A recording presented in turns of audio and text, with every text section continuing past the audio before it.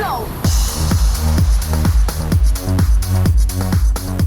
Welcome to episode 73 of the Gluttons For Punishment Podcast, or GFP, a Toronto Maple Leafs and NHL podcast hosted by Michael Lepore and Anthony Bruno. He's Lepore, I'm Bruno. Thank you so much for listening and watching us on YouTube as well.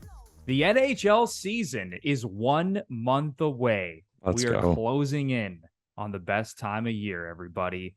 But heading into the season, not all fans from Canadian teams are feeling the same. If you're a Leaf fan, I'm sure you're not feeling the same as a Montreal Canadiens fan right now, as they're in the middle of a rebuild. So we're going to go through all 7 Canadian teams and talk about how all the fan bases should be feeling heading into this season. There are some juicy storylines across the NHL when it comes to the Canadian team. So we're going to get into all that. So you want to stay tuned to the very end of this episode, because it is going to be a great one. But before we get into all that, it is time to welcome in my partner in crime, Mr. Michael Lepore. How you doing, man? Anthony Bruno, I'm doing very well. As always, thank you for having me. Episode 73 of the Gluttons For Punishment Podcast. Shout out goes to Pavel Kabina. Going into the 2006-2007 season, it was well known that the Toronto Maple Leafs were in need to add to their defense core. So they went out and they signed Pavel Kabina to a 4-year, $20 million deal. And then to add to it, why not? Let's throw Hal Gill into the mix. It blew up in the Leafs' faces, like most things do. Both players were disappointing. And think everyone, that's seven-ish million they spent on those two guys. And that's when the cap was like 40 million, 42 million or something. We'd have to look it up to be sure. But just terrible, terrible work by the Leafs management there. So why not acknowledge it? How dare Leaf fans complain about this current decor when you hear stuff like that? Pavel Kabina and Hal Gill for $7 million. How dare any of you Leaf fans complain about the defense core in place right now that has been assembled by Kyle Dubas? You put into perspective. Get that off perspective. my chest, Lepore. You put in perspective. The cap is like half of what it is now. So it'd be like paying those two guys $14 million. Disaster. Brutal. I remember Hal Gill going to a Leaf game live. It's one of those things where live something really sinks in, and he was just so slow. Like, people say, oh, a certain player is slow. It was like, no, he was not moving at NHL speed and just looked so bad. And every time he got that puck, he just tried his best to get it out of the zone, like get it off the glass, because that's all he was capable of, the poor guy. But yeah, he couldn't skate at all. The only draw when it came to Hal Gill was like how tall he was. That was the whole take. Yeah. Oh, he's big. Yeah. Yeah. That's the only thing that drew like any of these teams to Hal Gill, essentially. Yeah. Because he was like, wasn't he like 6'8", 6'7", 6'8"? That big? Was he that big? I don't remember if he was that big. I think he was that tall. Maybe I'm overshooting it a little bit, but that dude was massive. Yeah. But anyway, I don't even want to talk about that era in Leafs history because it wasn't fun. Very dark. Lepore, let's get into this era of Leafs hockey, specifically the 2022-23 season. How should Leaf fans be feeling heading into the season? Because you have one section of the fan base that seems very pessimistic, and they think that the additions of Matt Murray and Ilya Samsonov are a disaster, and the Leafs goaltending is going to be a mess. And then you have another section of the fan base that is really optimistic and thinks that the goaltending tandem in place this year is actually better than the one the Leafs had last year, that I've said 7,000 times on this podcast, put up the 27th ranked save percentage at 5-on-5. And when you look at the forward group, there weren't a lot of changes, obviously. You know, they brought in Calle Järnkrok and some other depth guys. The defense core is pretty much the same as last year. So how should Leaf fans be feeling, man? Bruno, I remember going into last season thinking that I had never been more meh about a Toronto Maple Leaf season, simply because I put no emphasis on the regular season. And as we know, as Leaf fans, we're just looking forward to the playoffs and hoping this team can get over the hump. And now a year later, I'm even further pushed down that line. I want this team to light it up. I've said before, this is the first time I want this team to finish at the top of the standings. I don't care what expectations are. It's about the seeding. But just going into this season, like, this is how I would look at it. What would the Leafs have to accomplish to make their fans excited about the playoffs? If anything, it would make them more scared. If this team put up like 120 points or something, just more fearful of what the end result will be and how embarrassing it'll be. And then on the other side, I'd say with this talent, with this lineup, based on how the few regular seasons have gone, based on Keefe's record with this team, what's like the worst this team could do? And even then, if this team had, I think even a disappointing season for this team would still be making the playoffs in a lower spot. But even then, we wouldn't care. We'd be like, hey, it's a playoffs now. Show me. Like, I don't think Leafs fans would be that upset at like a mediocre regular season. But funny how sports works, man. We had two players last year who were first team All-Stars. Austin Matthews had maybe the greatest season an individual has ever had with the Toronto Maple Leafs.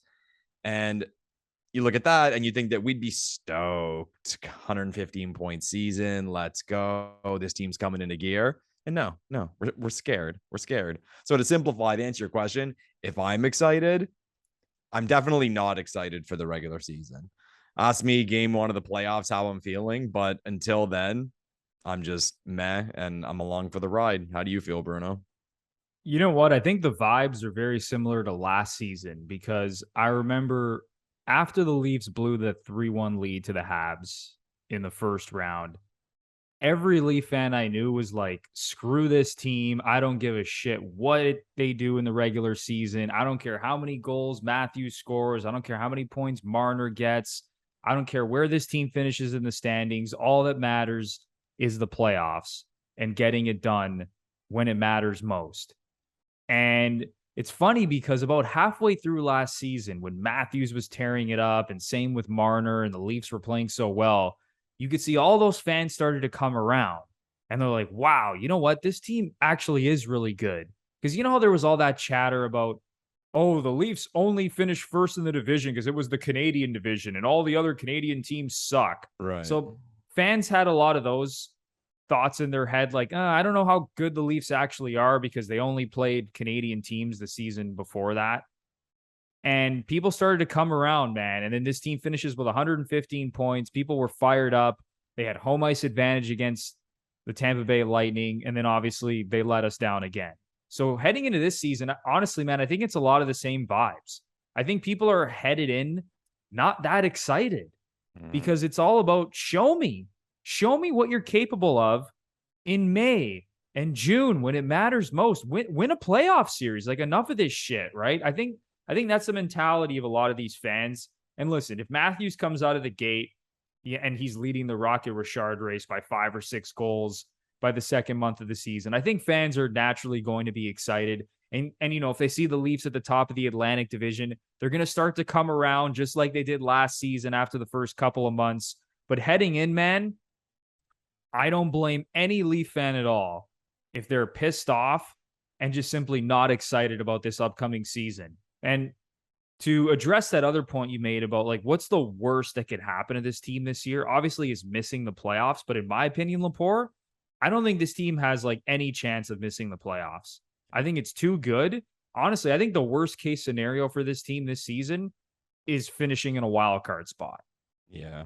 As far as individuals go, though, you mentioned like Matthews starting the season on fire. Even then, like last year, we had some rides. Like the Matthews goal thing was a ride. Him hitting 50, 60, the discussion about the Hart Trophy, Marner getting very close to 100 points. I'm sure he'll want to do it this year. Even then, do you think Leafs fans will, I don't want to say they won't care if Matthews gets 50, 60 goals or like 65, 70 goals this year, but there will still be that nervousness in the background of like, you know, we've been through this before, like this amazing team in the regular season that gets us excited and is just awesome to watch. And these individuals, like, it's funny. So earlier on the show, we brought up Hal Gill and Pavel Kabina. For Leafs fans who go way back, it was kind of, how do I put this? It was kind of hard to support players as individuals. Like there'd be times where people would say, okay, who's your favorite player on the Toronto Maple Leafs. And I think there were certain eras where Leafs fans would have a hard time answering that question. Whereas now there's a handful of guys you could say, and it makes perfect sense. So this is definitely a more likable team. And it's unfortunate because no matter what they accomplish individually, we're not going to really get too pumped about it. But I guess now that I do think about it, one thing that would get this fan base stoked is if Murray starts out A+. 100%. That's to me the one thing that if he comes out and he's playing great, he's back to his old self, that will get Leafs fans pumped up. But other than that, Matthews, Marner, like I guess it's a debate as to what they'd have to accomplish to get us really, really revved up. But other than Murray, or like, the storyline of like Samsonov comes in and he's amazing, not much, man. Not much. Just bring us to the playoffs. You nailed it. I think all of the attention is going to be on this goaltending tandem because that's been the big change, right? Campbell's gone, Mrazek's gone, and now it's Matt Murray and Ilya Samsonov. All eyes are going to be on these goalies and how they perform because you could argue that will determine the trajectory of this team, heading into April, May, and June, depending on how these goalies perform. Mm-hmm. And there's going to be a lot of pressure on them, and hopefully one of them is able to step up. You would think it's going to be Matt Murray, but you nailed it, man. I think the entire fan base is going to be primarily focused on the goaltending. And if the goaltending isn't good, people are going to start to panic. People are going to be pissed off. People are going to be calling for Dubas's job. There could be a lot of drama this season, but I think it's going to be calmer than people think, honestly, because I really do think this team is still a very good team. And I think they're the favorite to win the Atlantic Division. I think they're going to win the Atlantic Division, as we talked about on a previous show. Is there anything else, Lepore, about this Leaf team you want to get off your chest before we move on to the next Canadian team? Not really. I mean, again, even last year, people forget this team got off to a really bad start. So would that scare the shit out of people or surprise people if they got out to a bad start? Like, I'm even talking about like just hype and excitement on the other end. So I'll say it, man. The Leafs are a boring story going into this regular season because been there, done that. We kind of know what's going to happen. Best case scenario, worst case scenario. And yeah, we're just along for the ride until things actually start to get exciting. Yep. You said it perfectly, man. It's kind of a boring storyline at this point. It's almost like Leaf fatigue. Yeah. Everyone knows how good they are. Everyone knows how good Matthews and Marner are.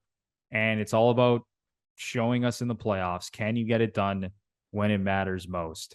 It's time for a quick break for a word from True Classic. Our brand new sponsor has the absolute best fitting t-shirts a man can buy. Finding the right t-shirt, whether you're jacked or you have a little bit of a dad bod, is incredibly frustrating. Most t-shirts are way too tight in the wrong places or look way too big and boxy. So why not spend 5 minutes to finally get a t-shirt that fits right?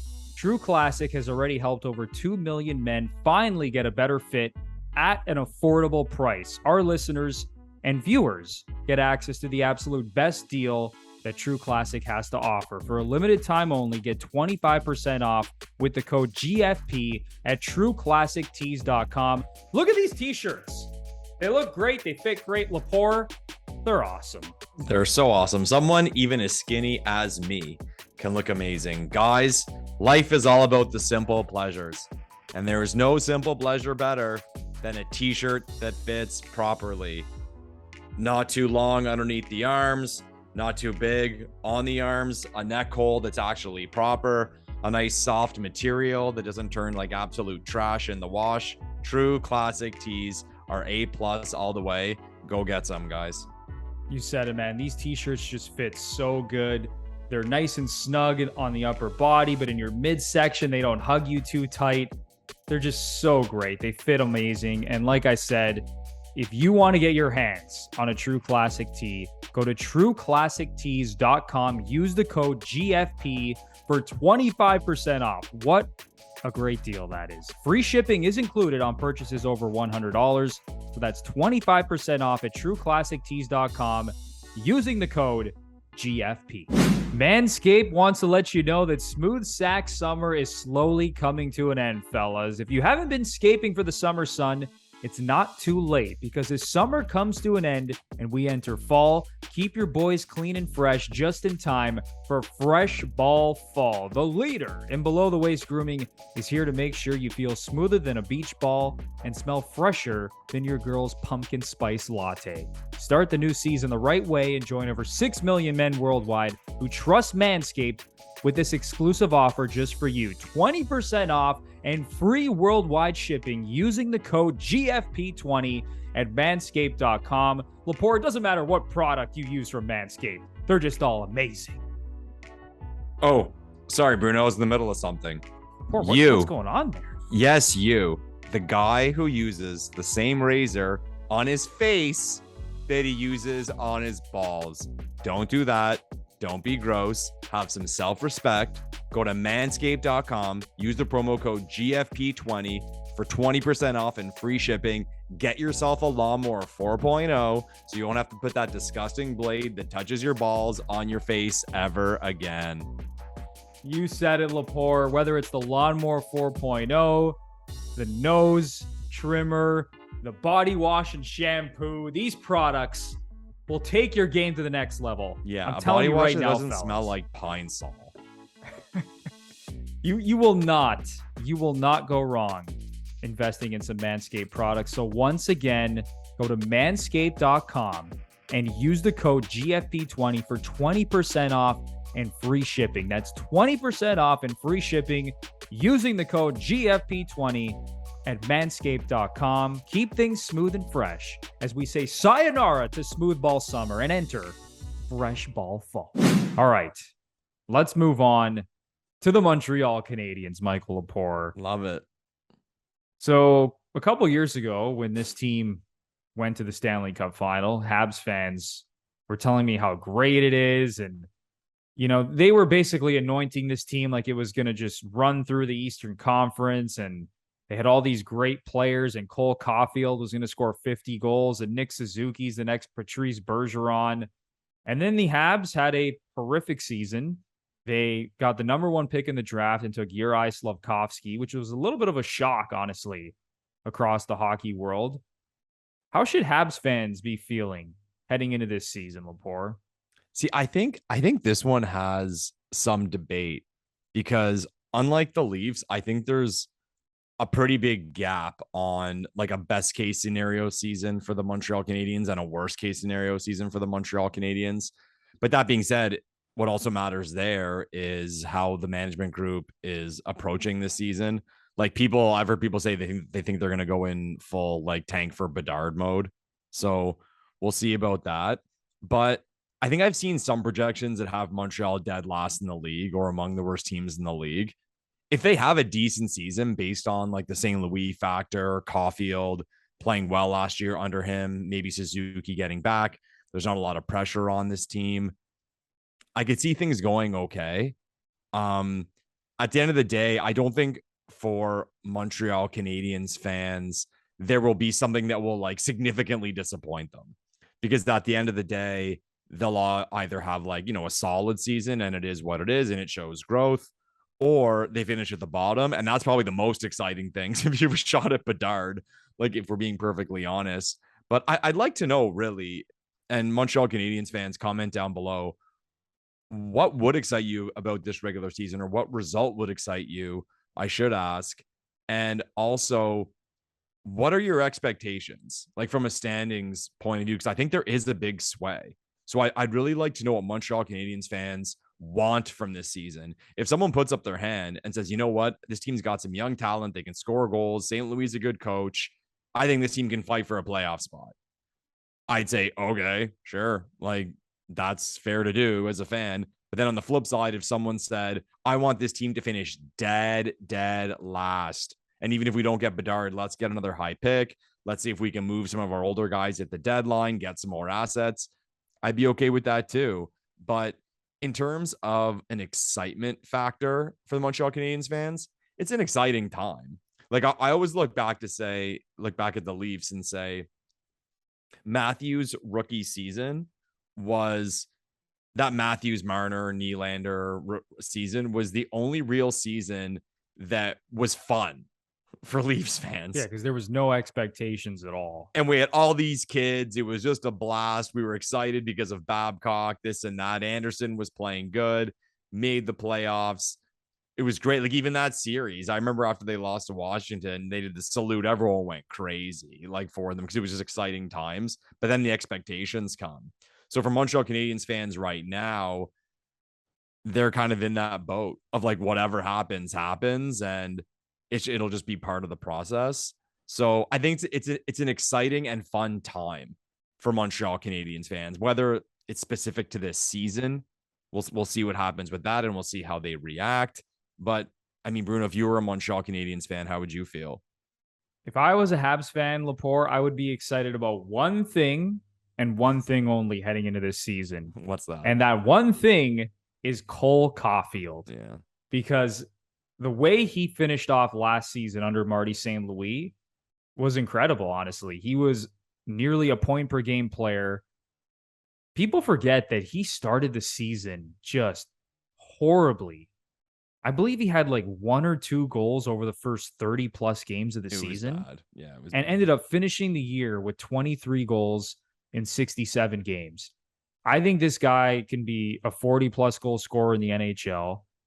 And he really could be one of the best goal scorers in the NHL, period. So that is the one thing I would be very excited about, is just watching the growth of Cole Caulfield.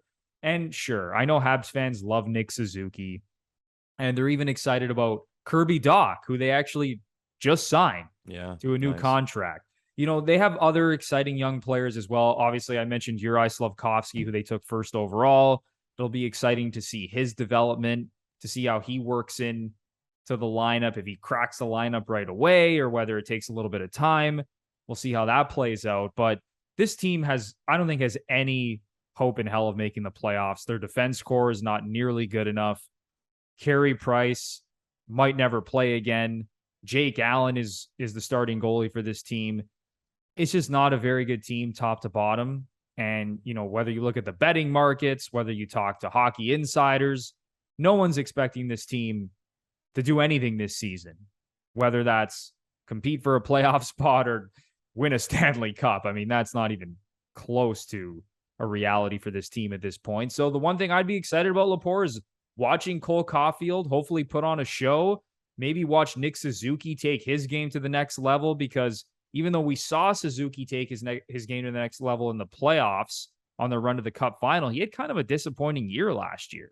And again, the whole team was a mess, but I'm obviously excited to see what he has in store, and then hopefully getting another high pick, right? Whether it's the first overall pick, a top 5 pick, and just continue building this team and getting back to where they were a couple of years ago.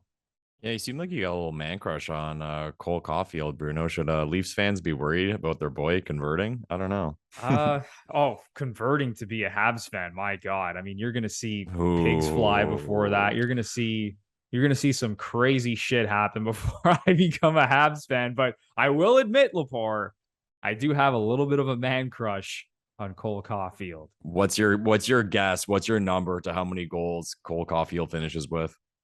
I'll say 36 goals he scores this upcoming season. Okay. And maybe Habs fans are like, he's going to hit 40, no problem. It's not that easy to score 40 goals in the National Hockey League. If I'm being perfectly honest with the Habs fans, I think you're hoping he doesn't hit 40 because that helps his contract negotiation. Yeah, 40 exactly. goals. Leafs fans know about that. You don't want these kids to come flying out of the gate too early, because then it fucks you contract-wise. They go right to their main contract. There's no bridge. There's no show me deal.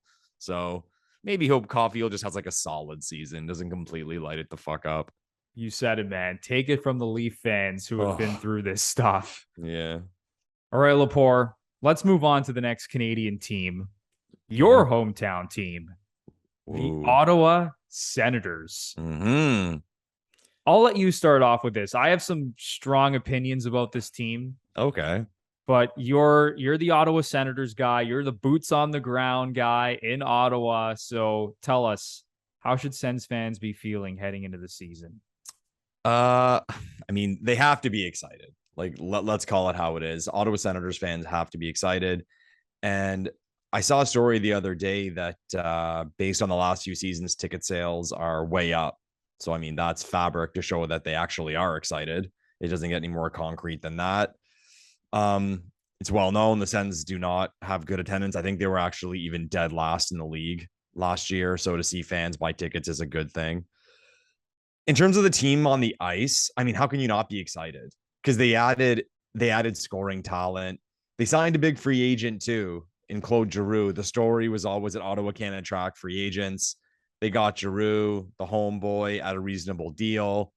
I mentioned before about how Leafs fans for certain times it was kind of difficult to pick a favorite player. And the way I always think about this stuff, or that topic, I should say, is to ask a fan, okay, or I'll ask myself, if I was a fan of X team, whose jersey would I have? If I walked into the team store, whose jersey would I want? And the Sens have had some rough years. I mean, they've had some good players, but right now that list is pretty long. If someone told me Shabbat, Kachuk, DeBrincat, Claude Giroux, Batherson, I mean, I'd be like, yeah, sure, it's great. Stützle. So I think Sens fans really and truly should be excited for this season. And I think they should be excited for another move to happen because that team did too much over the course of the offseason to add scoring talent, to raise people's eyebrows about the impact they could have on this season, to, I think, not make another deal and add to the defense. And let's look a little deeper. Giroux signed a 2-year deal. And does DeBrincat have a 3-year deal? Was it 3? I think it was a 3-year deal. Okay, double check that one. I may have misquoted. But so he signed a 3-year. And how many years does DeBrincat have? Is it 2 or 3? Yeah, I believe it's only a couple more years. Yeah, Giroux's deal, Lepore, 3 years at $6.5 million per. Okay, so they got 3 years with Giroux. Okay. And then I'll go check their cap sheet real quick for DeBrincat. Yeah. Lepore, he only has 1 year left on his deal, DeBrincat. There you go. The only one. So, I mean, they got 1 year of DeBrincat for sure. So they got to go for it. You mentioned your optimism for Cole Caulfield. I have a lot of optimism for Timmy Stützle. He was on 32 Thoughts the other day. He did an interview with Merrick Friedman. Says he had a great offseason. He even went as far to say that he got a sleep coach. He felt last year he didn't get the sleep he needed. His naps were off and this and that. Trained hard. I think he spent some time in California as well with a certain coach.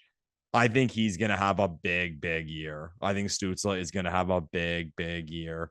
And with the depth they have, the guys they can put him with, I think Ottawa's going to have a good power play. It could get really, really big for Tim Stützle in this league. I think he could really put his footprint in the league this season as like a superstar player. So for Sens fans, that's exciting. And if I think of like possibilities, kind of like how we were saying about the Leafs with the Sens, what's like worst case scenario? Like this team's really bad again. Like I think even if they're like average or kind of bad, but there's progression and they're scoring goals and they're fun to watch, I think Sens fans will be okay with that based on the last few seasons and how they've gone. But the ceiling's high too. Who knows? Maybe this team just catches fire again. Like I said, they're young, they're exciting, they can score. Maybe they do make another deal. So if I'm a Sens fan, I'm excited. I'm excited for the team. I'm excited that people are buying tickets and there should be more butts in the seats. I'm excited about Timmy Stützle. I'm excited that we signed a big free agent. And there's a nice future to look at for the Ottawa Senators right now. And I think most people in recent times anyway wouldn't have made that same comment. You said you have strong opinions, Bruno. I'm looking forward to it. So you better drop this mic. There's 2 parts to this, Lepore. Part 1. Should Senators fans be excited about this upcoming season? Absolutely. Because as you said, season ticket sales are up. They have all these great young players. Claude Giroux decided to sign with them. He didn't go to one of these American teams or, a team like the Leafs or the Oilers. And I know, those teams couldn't really fit him under the salary cap, but he didn't pick one of these obvious contenders. He went to the Ottawa Senators. So he's excited about what they're building there. Stützle, Thomas Chabot, Josh Norris, Drake Batherson. His status is kind of still up in the air with the whole Hockey Canada thing. But they got some great young players. So yes, I'd be very excited as a Senators fan because they got a lot of talent now. Alex DeBrincat. They still have Brady Tkachuk. Like their top six is going to be ferocious. But saying all that, Lepore, I truly believe that heading into this season, the most overrated team in the NHL is the Ottawa Senators. Oh, let's go. This team, I'm saying it right now, Lepore, is going to miss the playoffs again. Okay. For a 6th straight season. And you said, what's the worst case scenario for this team? If they miss the playoffs, it's really not the end of the world because this team has missed the playoffs 5 years in a row. But I think all the hype and excitement of getting DeBrincat and Giroux and having all these young players in place, I think the hype is getting a little bit out of control at this point, and people are picking the Senators to make the playoffs, and they're going to be the team that makes this huge leap. But I look down their roster. Their defense core is still not good. Their goaltending is still meh. I mean, even picking up Cam Talbot, you can't say that Cam Talbot is like a great goalie. I mean, he's a solid NHL goalie, right? Their goaltending is essentially in the same place as the Leafs. Oh, that's causing some comments. It really is, honestly. But the difference between the Senators and the Leafs is that the Leafs just have way more talent up and down the lineup, especially on the D core. Now, maybe you could make the argument at forward, the Senators are close to the Leafs, but there's no one as good as Austin Matthews and Mitch Marner. And quite frankly, maybe even William Nylander after his 80-point season. So I think this team is honestly a little bit overrated. I think there's too many good teams ahead of them in the Atlantic Division. I think the Leafs, the Panthers, Lightning, and Bruins are all still better than Ottawa. So honestly, as excited as people are for the Senators this season, especially Sens fans, I think the upside for this team, Lepore, is finishing in that second wildcard spot. Because I don't think they can finish top 3 in the division. Maybe they can grab the first wild card in the East. But honestly, I think if you're a Senators fan, as excited as you are, I don't think this team can really finish higher than the second wild card spot in the East. But even then, like I think if you ask if you told Sens fans that they'd make the playoffs and finish in a wild card spot, they'd be stoked. Oh, of course. They'd be thrilled about that. Oh my God. Nothing to lose to. Like I said before, it's about like fun seasons. It would be fun because if they go out and lose, who cares? Like it showed growth and again a young fun team. But like what I was getting at before is based on the talent they've picked up and the talent they already had, what's the worst they could finish? Like, could they be bad? Like that I think that's more my point. Like, I can't see them being bad. That's like, fair. I can't see them being as bad as last season, let's say. Yeah. There has to be an improvement. We've talked about this on previous shows, Lepore. At some point, there has to be some progression with this team. With all the young talent they have, they can't keep finishing as a sub 70 point team. Like at some point, you have to show a little bit of progression. You have to, finish with 80 plus points, maybe flirt with 90 points, that still won't get you into the playoffs, but I want to see this team between 80 and 90 points this upcoming season. I think that's the number. I think 80 points is the number, but I will say, and this is a whole other topic and this may run, looking at different teams, expectations, excitement for fans. This may come off like a hot take, but I think of all coaches among the Canadian teams, at least, DJ Smith may be on the hottest seat, not because of what he has accomplished or not accomplished, but just based on the expectations of this team to show growth. And if things don't start well, there may be some panic. Because again, like they only have so much time with DeBrincat. They got 3 years with Giroux. So they have to, there's a lot of importance to take a step this season. So if this team is showing through the first 10 or 20 games that it doesn't look like a step's being made, I'd be worried for DJ Smith. Honestly, it's hard to disagree with you, man, because like I said, I feel like I'm beating a dead horse with this because we've talked about it on previous shows. This team has to show progression. Like, I don't like to compare everything to the Leafs. Actually, that's a lie. I love comparing everything to the Leafs. We've talked about this on a previous show as well, man. Like the Leafs came out of the gate and made the playoffs in year 1 under Matthews, Marner, and Nylander in year 1. Now, I get that's rare and not every team goes through that where you have these young studs come into the league right away and they're good. But the Senators, man, 5 years in a row, they haven't made the playoffs. It's not like Thomas Chabot is a second or third year player. This dude's been around now. Same with Brady Tkachuk. Go down the list. I know Stützle is still a really young player, but it's not like these guys are, 20, 21 years old. Like at some point, this team needs to show that it could flirt with a playoff spot. So yeah, I think the Stone disaster scenario for this team would be like another sub 80-point season. And hopefully this team flirts with a playoff spot. But like I said, I just don't see them getting into the dance this year. I can't see it, man. Not yet, at least. Either way, Sens fans should be excited. Fair enough. Sens fans, you should be really excited, even though I think you're the most overrated team in the NHL. All right, Lepore. Let's move on to the next Canadian team now. Winnipeg. I don't know how you could be excited about the Winnipeg Jets team. I don't know what to say.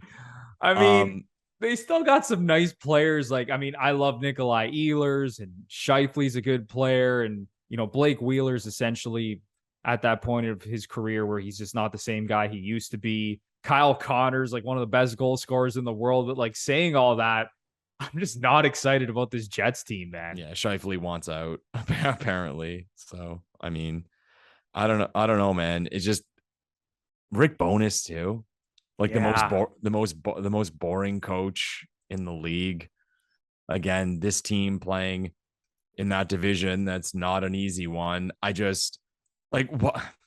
Again, should you be excited? Well, what are the expectations of this team, or what's the ceiling for this team? They're gonna score goals because they have some talent with Ehlers and Connor and Scheifele, like you mentioned. But at the end of the day, I don't know. I really don't know. And Hellebuck's coming off a really bad stint. Like there was a couple of years ago, the take was that he was the best goalie in the league. And now it's kind of flown under the radar how poor he's been.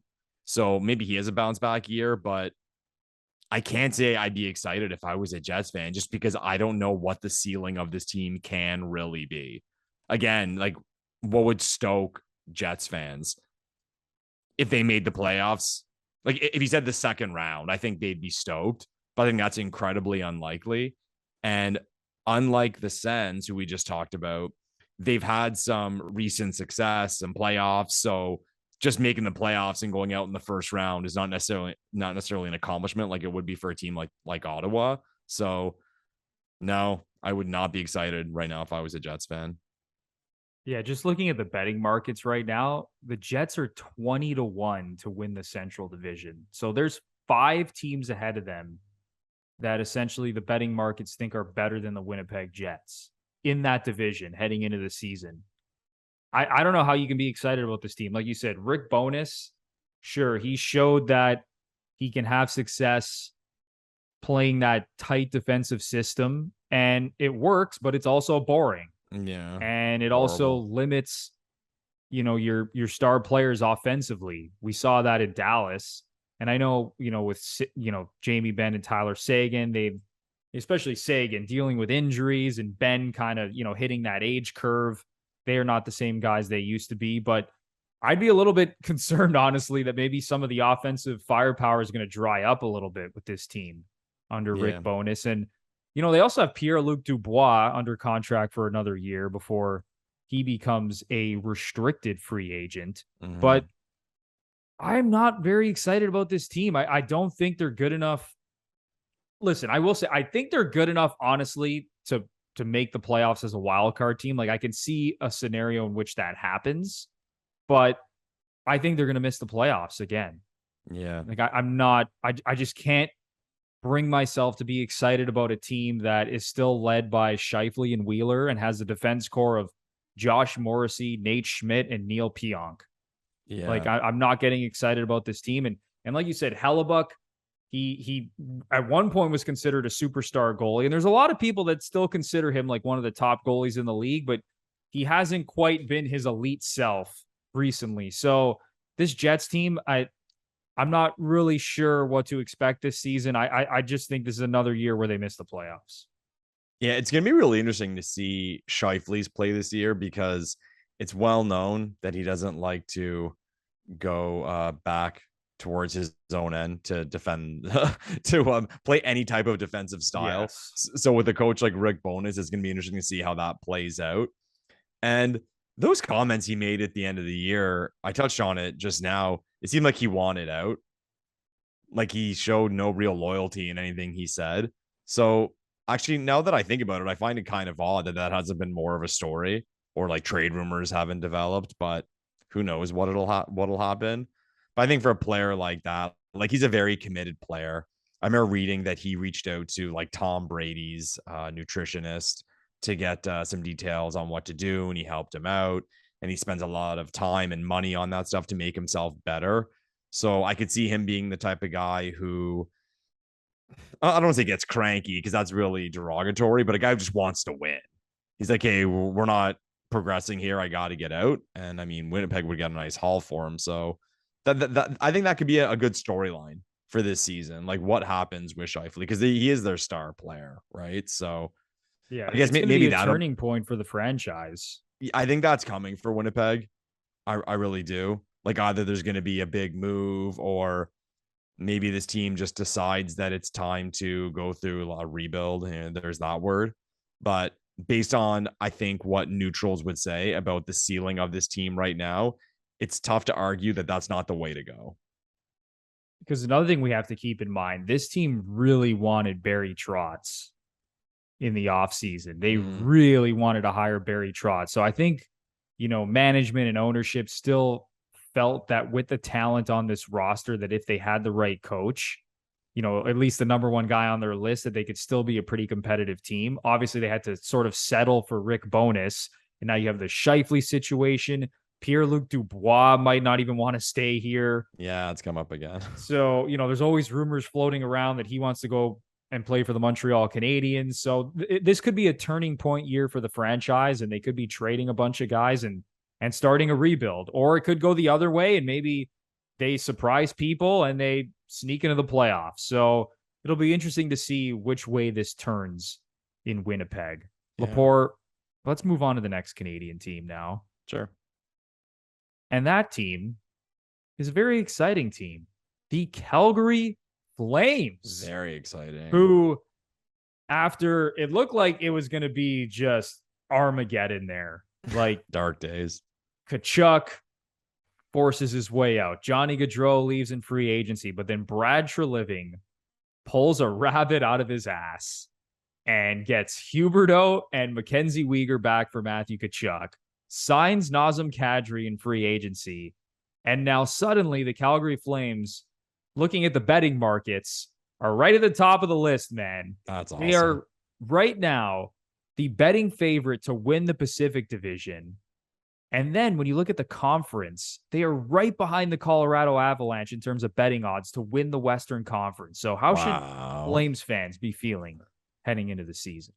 It's kind of a different one for Flames fans, because after last season and the regular season, I mean, they had, I'll say it was kind of a disappointment. Like they pretty well laid an egg against the Oilers. So some would probably think that they'd be in the same boat as Toronto, where it's kind of boring. Let's just get back into the playoffs and see what happens. But so much happened to Calgary over the offseason that there's going to be a lot of like show me stuff. So new players, some really good players. I like that team, man. I like that team. I think Flames fans should be very excited. I heard Markstrom in an interview, and they asked him, do you think this team, based on all the changes that have taken place, is better than last year? Quickly answered, yes. And he's not going to say no, obviously, in an interview, but how confidently and quickly he answered, I was really impressed. So I'd be stoked, man, if I was a Flames fan. Also, let's talk about it. It's about ups and downs. Think how down everyone was on Calgary when those moves first happened. Nobody wants to play there. Canadian market. This span of us being an elite team was short-lived. And then wham, that trade, signing Kadri. Again, similar to the Ottawa situation of like, oh, the team that can't afford or can't attract free agents. Nazem Kadri, maybe the biggest fish. So good for the Flames, man. I'm excited for that team. And if I was a fan of them, I'd be very excited. This might be the team I'm most excited to watch this season. across the NHL. I am so impressed with what Brad Treliving was able to do. He turned a code red situation into arguably a better roster than he had last season. And I know it's going to be hard to replace the production of Johnny Gaudreau and Matthew Tkachuk, but Jonathan Huberdeau is coming off a 115-point season. Okay, he had the best season of his career. Nazem Kadri had over 80 points last year and was an integral piece of that Colorado team that went on to win the Stanley Cup. And then Mackenzie Weegar, who people, I don't want to say they forget Mackenzie Weegar because he's a really good defenseman, but he's almost like that throw-in piece. It's like, oh, they also got Mackenzie Weegar, who happens to be really good. So this team I'm really excited about this team, man. Again, I'm not exactly sure that it's better than last year, but that's what I'm so excited to watch, is that I want to see the difference in, the team that was led by Matthew Tkachuk and Johnny Gaudreau, and now you have Huberdeau and Elias Lindholm and Nazem Kadri. Like, I really want to see how this team plays, and even how like Kadri and Huberdeau play under Daryl Sutter. This is going to be very interesting to watch because I think defensively they're good. They have one of the best goalies in the league in Markstrom. Giddy up, Flames fans. I'm so excited for you guys because you're relevant. You're one of the best teams in the West. You should easily make the playoffs with the roster that you have. And it looked like it was going to be a total tear it down rebuild to right back on the saddle and ready to go. So very exciting times in Calgary. Yeah. Like, I think about it from like, say, a Leafs fan's perspective. Let's say Matthews Marner were to re-sign 8-year deals. Like, we'd be stoked because it would show loyalty to the team. It would show us that they're happy to play in that city and for that organization. Huberdeau signed his long-term deal. Kadri probably had a list of teams he could have gone to, and he chose Calgary. That's awesome, man. That's awesome. That team, man. I really like that team. And I'm going to go out and say it. I think Lindholm, he's appreciated around the league, and people think he's a really good player. I think he might be the most underrated player in the league. That guy is a real and true 200-foot center. Great player. Like, people who really follow like the geeky stuff, like the metrics and like coaching tactics and this and that, love that player. And when you dial in on him, specifically when you watch a game, he's very, very impressive. I think that's a great take, Lepore. He's got to be right near the top of the list in terms of the most underrated players in the league. Like, coming off a 40-goal season, I want to say, did he hit 100 points last year? I think all three forwards on that line did. Or he had 42 goals and 82 points. Okay, was it 80 points all three hit then? Yeah. Okay. Because obviously Gaudreau and Tkachuk. Yeah, Gaudreau and Tkachuk both had 100. But no, you said it, man. He's one of the best 200-foot players in the game, period. Like, he's a phenomenal player. I can't wait to see the chemistry between him and Jonathan Huberdeau. It's going to be great. So, yeah, you said it, man. I'm super excited about this team heading into the season. I think all Flames fans are. You are as well, Lepore. So, giddy up, Calgary. Great things are coming. I feel good. I feel good about this season in Calgary. Lepore, let's continue to move west, but we're staying in the same province here. Bruno's favorite team.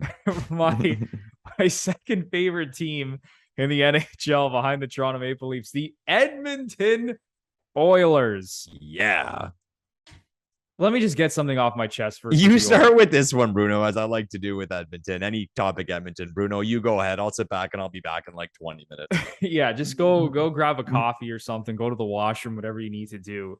But Lepore, so this team, they're a good team, okay? I'm not going to sit here and be an idiot and say this team sucks. But, last year, I still felt was pretty disappointing, honestly, even though they made it to the Western Conference Final. I think Oilers fans overrate this team still.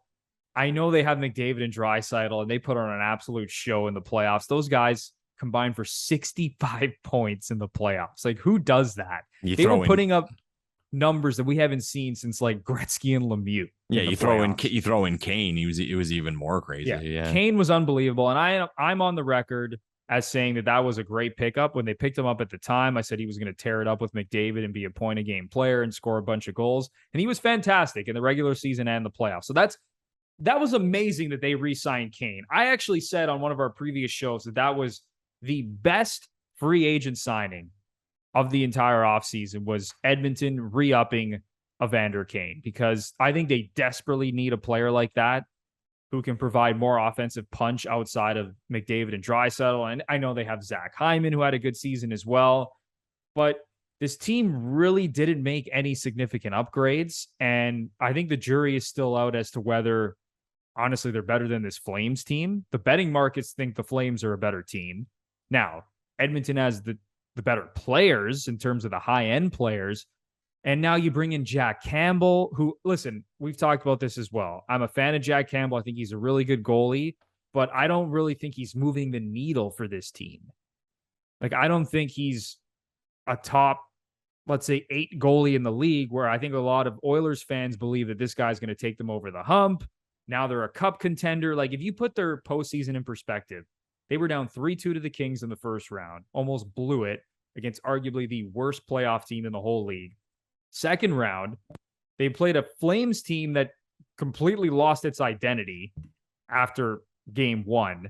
And then they got swept in the conference finals by Colorado. So they're a good team, Lepore. They're going to make the playoffs again. They have 2 of the top 5 players in the world.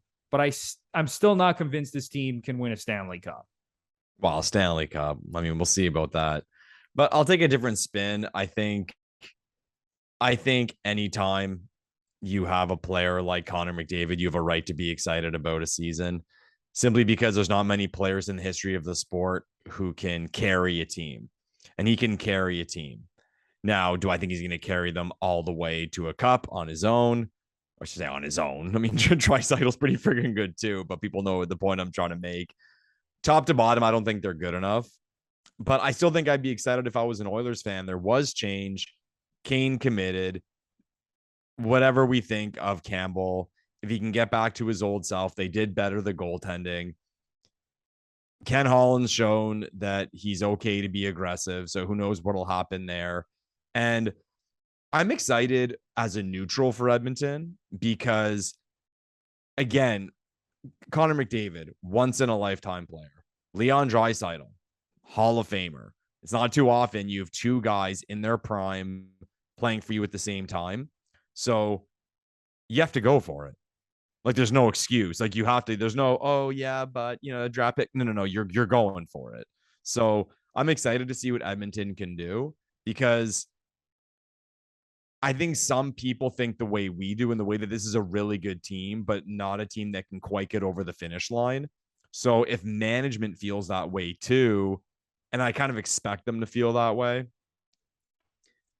I think Edmonton's going to be pretty aggressive, whether it's a move during the season or at the deadline to better their back end or add some offensive depth, or guys who can play with in their bottom 6, like make them a grittier team, a tougher team. So Edmonton will be fun. I think Edmonton will be a lot of fun this year. And again, you said they made the conference finals. No team likes to take a step back. And I know it's all bullshit. Like, there's a winner and there's everybody else. But that, if let's say they go out in the second round, that'll be the take. Oh, Edmonton regressed, which is just bullshit. But they did make it that far last year, and the brass at the top will want to go further. So if I'm an Oilers fan, I am excited for this team. Yeah, you got to be excited because this team is just so much fun. Offensively, they're going to be so good with all the talent they have. The 2 things that I'd be most excited to watch this season as an Oilers fan is, number 1, Jack Campbell, because, whether I'm an Oilers fan or a neutral like us, I really want to see how Jack Campbell performs with this team, because he had a lot of ups and downs as a Leaf. I mean, his highs were really high and his lows were really low. I want to see how he handles that in Edmonton. And then also, I want to see the progression of Evan Bouchard on defense, who is probably going to be their power play quarterback this season. We saw him really emerge last season. So if he can take the next step and be a really good defenseman for them, that's going to be huge for Edmonton, because you look at that D-core, there's still some holes there, man. And you said it, even in their bottom 6 up front, not great. So do I think they can win a Stanley Cup? No, but they're going to be a really fun team to watch. And Oilers fans, even though you guys think I hate your team, you should still be excited about this upcoming season. All right, I'll admit it. What's your prediction for Campbell? Do you think he's going to have a good year? I think Campbell's going to have a fine year. Like, I think... Bruno, that's a cop-out. I think he's honestly, Lepore, I think he's going to have like an average season. I don't think Okay. he's going to be great because defensively, this team is worse than the Leafs. I don't think this team is going to suppress scoring chances and be tighter defensively than the Leafs were. So that has me a little bit concerned for Jack Campbell. So I honestly, I can see him finishing with a sub 910 save percentage this Okay. season. Like, I don't think he's going to be great, honestly. I don't think it's now people might think I'm nuts and, they're swearing at the screen right now, watching us on YouTube or listening to us on Apple or Spotify. But I really, I don't think that this guy is going to take them over the hump, honestly. Mm. For some reason, there's something in me that thinks that Edmonton is going to come out like a bat out of hell. Like they're going to start like winning like 10 of their first 12 or something. I don't know why I feel that way. Maybe it's like, again, the excitement of like, okay, new goalie, building on last year, a fresh McDavid and a fresh Draisaitl, I should say, or hopefully fresh after those injuries he was suffering in the playoffs. So I got this feeling about Edmonton that like they are going to start on fire, and maybe to prove a point too. Because I think they know a lot of people feel the way we do. So to prove that point that we are the real deal. So again, add to the excitement.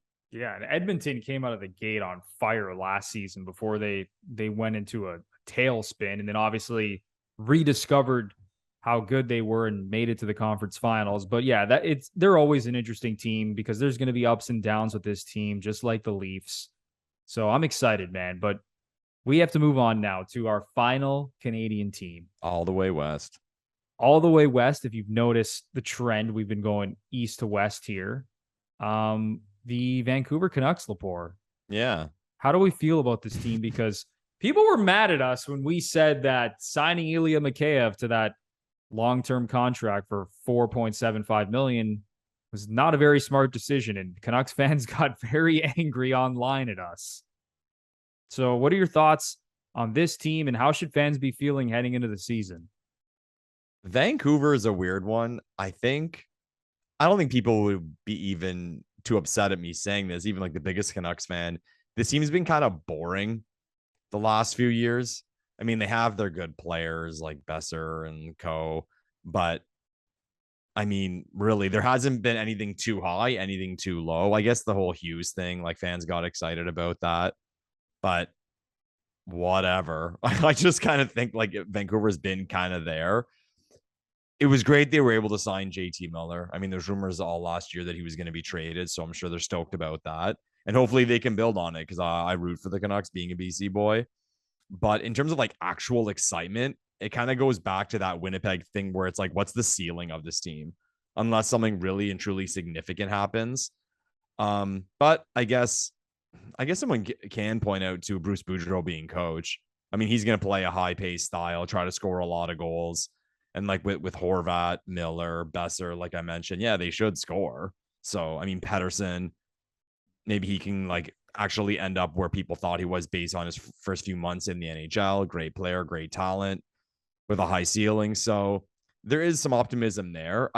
Unless something really and truly changes to that group, and by that, I mean it's added to, I don't really see a very high ceiling for this team. But that's not to say that Canucks fans shouldn't be at least a little bit excited. Like I think a fight for a playoff spot is a fair assessment. I will say I'm definitely more excited to watch this team than Winnipeg. Like if we're going on like a boring meter, like Winnipeg is definitely like going to be the most boring just in terms of storylines and everything surrounding that team. The Canucks are honestly pretty close, but I will say I am excited, as you mentioned, to see how this team plays in a full season under Bruce Boudreau. Elias Pettersson is such a key to this team. He got off to a horrible start last year. Like he was awful the first like 2-3 months of the season, and then really turned it on late in the year and ended up finishing with 32 goals and 68 points, which is honestly kind of a miracle based on how he started. And then, they bring in Ilya Mikheyev. They want to see some progression from guys like the other Russian guy, Podkolzin. They brought in Andrei Kuzmenko. They have Connor Garland, who they picked up last year. And then you said it, man, with JT Miller, like him re-signing is huge. He was awesome last season for the Canucks. So they have the firepower up front. And then obviously Quinn Hughes on the back end and Thatcher Demko in net. That's pretty damn good.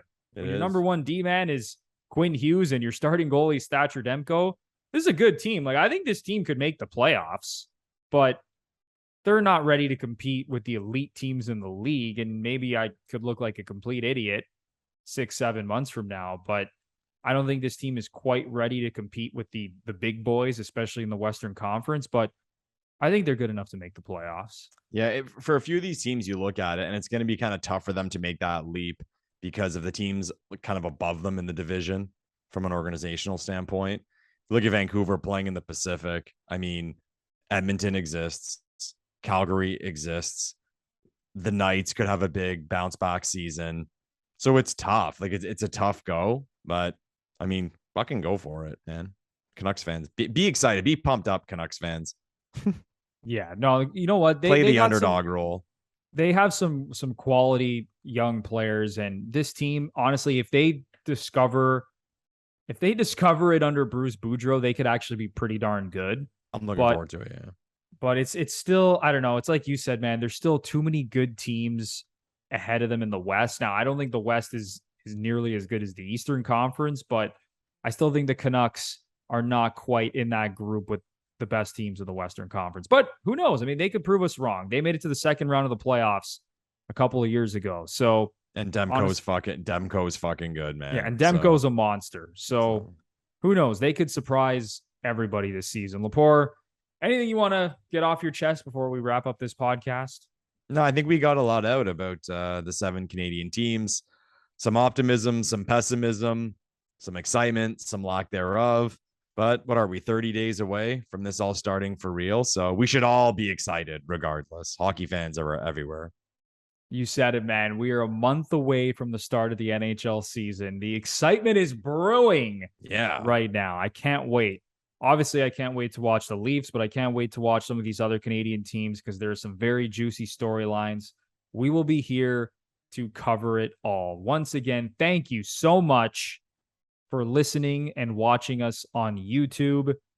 If you enjoyed the content, and specifically this episode, please give us a 5-star rating and review on both Apple and Spotify. And if you're watching us on YouTube, smash the like button, subscribe to the channel, leave a comment down below, and ring the notification bell so you know exactly when the GFP podcast is posting some new content. That is going to do it for episode 73. We will see you in the next one. Thanks, everyone. Flow.